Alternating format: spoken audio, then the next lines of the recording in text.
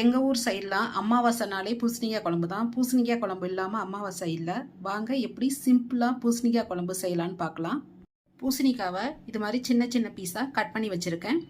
விரதங்கிறதுனால வெங்காயம் பூண்டு சேர்த்துக்க மாட்டாங்க.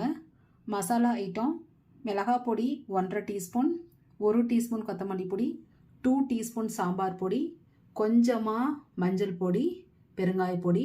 பருப்பு முன்னாடியே வேக வச்சுட்டேன். ஸோ பருப்பு மட்டும் வேக வச்சு எடுத்துட்டா 5 மினிட்ஸ்லேயே இந்த சாம்பார் வந்து ரெடி ஆயிரும்.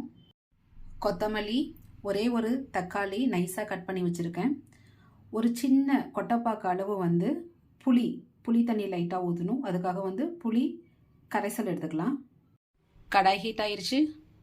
கொஞ்சமாக எண்ணெய் விட்டுக்கலாம். எண்ணெய் ஹீட் ஆகிறப்ப கடுகு,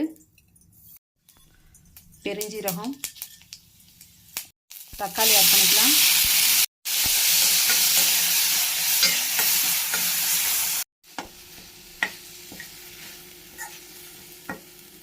கட் பண்ணி வச்சிருக்க பூசணிக்காய்,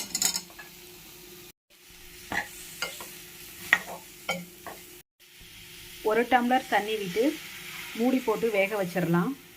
பூசணிக்காய் நல்லா வெந்திருக்கு.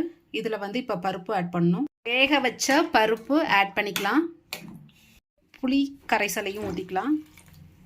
ஃபைனலாக உப்பு ஆட் பண்ணி கொத்தமல்லி இலை தூவி எடுத்தால் டேஸ்டியான பூசணிக்காய் சாம்பார் ரெடி. தேங்க்ஸ் ஃபார் வாட்சிங்.